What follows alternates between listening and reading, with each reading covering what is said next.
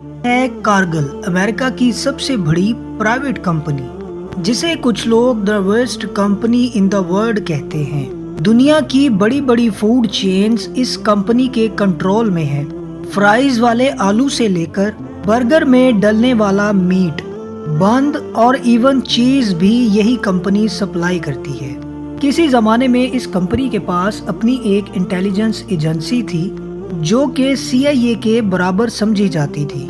सिर्फ 2021 में इस कंपनी का टोटल रेवेन्यू था $135 बिलियन। इस कंपनी की मालिक एक ऐसी सीक्रेट फैमिली है जिसके 14 लोग बिलियनियर्स हैं। लेकिन हैरत की बात यह है कि आप में से बहुत सारे लोगों ने पहले इस कंपनी का नाम भी नहीं सुना होगा, और इसकी वजह यह भी है कि ये कंपनी चाहती ही नहीं कि कोई भी इनके बारे में ज्यादा जाने।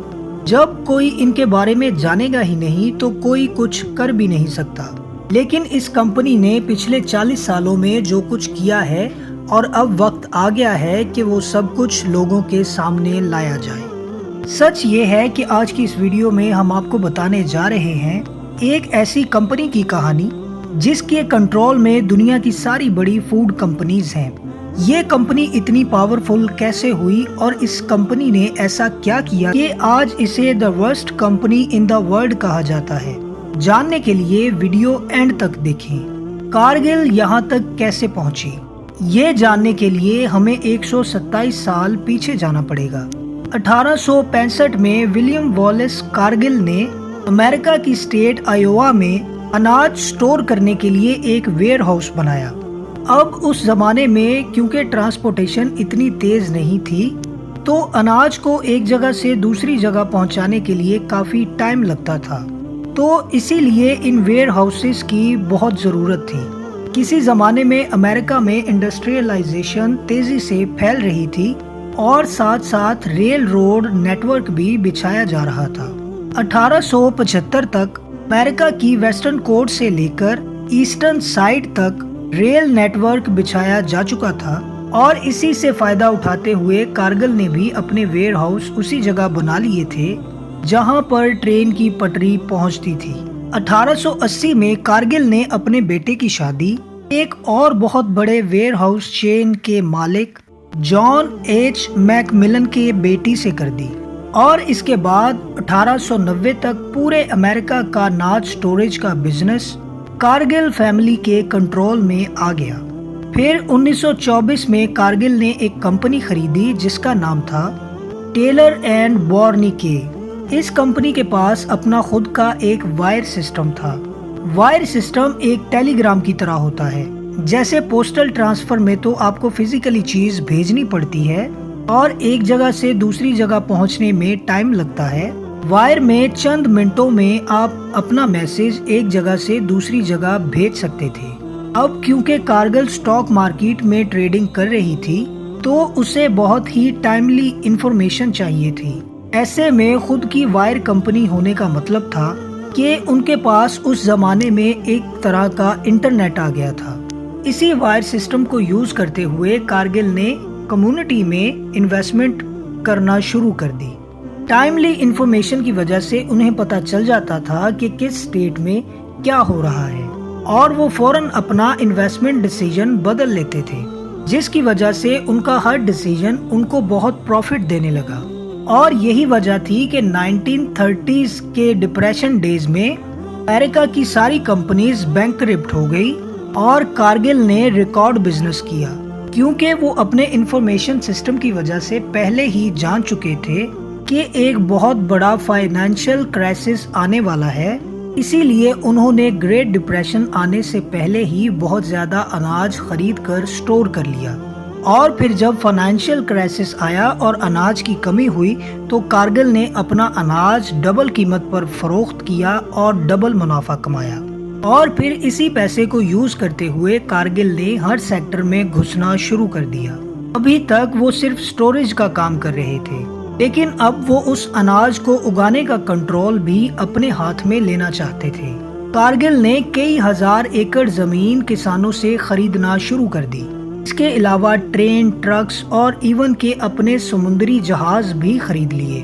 वो अनाज उगाने से लेकर اپنے آخری کنزیومر تک اناج پہنچانے کا سارا کنٹرول اپنے ہاتھ میں لینا چاہتے تھے، اور اگلے چند سالوں میں انہوں نے اپنا یہ گول اچیو کر لیا، اور 1970 سنچری کے دوران اس کمپنی کے پاس امریکہ کی تقریباً ساری کمپنیز کا کنٹرول آ چکا تھا، اور اب کارگل امریکہ سے نکل کر پوری دنیا میں پھیلنا چاہتی تھی۔ اور یہی وہ ٹائم تھا جب کارگل نے کچھ ایسا کرنا شروع کیا جو ہزاروں انسانوں کی زندگی افیکٹ کرنے والا تھا۔ یہ وہ ٹائم تھا جب بیبی فارمولا ملک اور چاکلیٹ جیسی چیزیں مارکیٹ میں آ چکی تھیں۔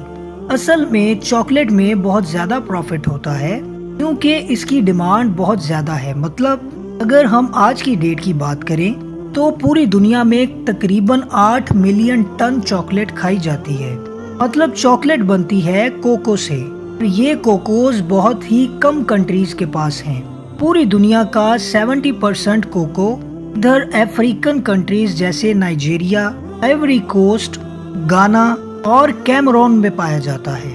تو دنیا میں اراؤنڈ 80% چاکلیٹ افریقہ سے آتی ہے، اور اسی بات کا فائدہ اٹھاتے ہوئے کارگل نے بڑی بڑی کمپنیز کو چاکلیٹ سپلائی کرنا شروع کر دیا۔ ان کمپنیز میں نیسلے، مارس اور ہرشیز شامل ہے۔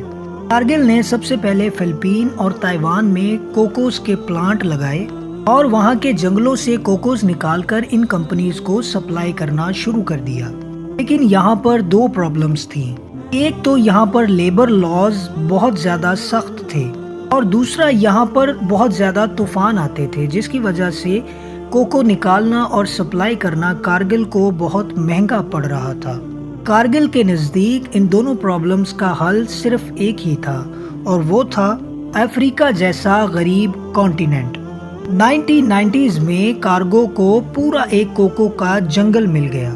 انہوں نے اپنا سارا آپریشن فلپین سے افریقہ شفٹ کر دیا، اور پھر کچھ سال بعد سن 2000 میں ایک رپورٹ سامنے آئی جس نے سب کے ہوش اڑا دیے۔ رپورٹ کے مطابق 12 سے 14 سال کے بچوں کو اسمگل کر کے لے جایا جاتا اور ان سے کوکو نکالنے کی مزدوری لی جاتی۔ ان بچوں کو نہ تو سیلری دی جاتی اور نہ ہی پراپر کھانا وغیرہ دیا جاتا۔ کچھ بچوں نے تو یہ بتایا کہ اگر ان سے کچھ غلطی ہو جاتی تو انہیں انہی درخت کی ٹہنیوں سے مارا جاتا، اور کئی بچوں کے تو جسم پر چاقو سے کٹ لگائے جاتے۔ اور یہ سب اس لیے تھا کہ ان بچوں کے خون سے سستا کوکو حاصل کر کے چاکلیٹ بنائی جائے۔ غریبی کی وجہ سے ان کنٹریز کی حکومت تھوڑی سی رشوت کے بدلے ان ساری رپورٹس پر آنکھیں بند کر لیتی تھی۔ 2005 کی ایک ورلڈ رپورٹ کے مطابق یہ لکھا ہوا تھا کہ یہ سب کام کارگل کی ڈائریکٹ نگرانی میں چل رہے تھے۔ اس رپورٹ پر کارگل پر کیس بھی ہوا جو ابھی تک لوکل کورٹس میں چل رہا ہے۔ خیر، کارگل کو اس سارے معاملے سے کوئی فرق نہیں پڑا، وہ کمپنی اپنا بزنس بڑھاتی رہی۔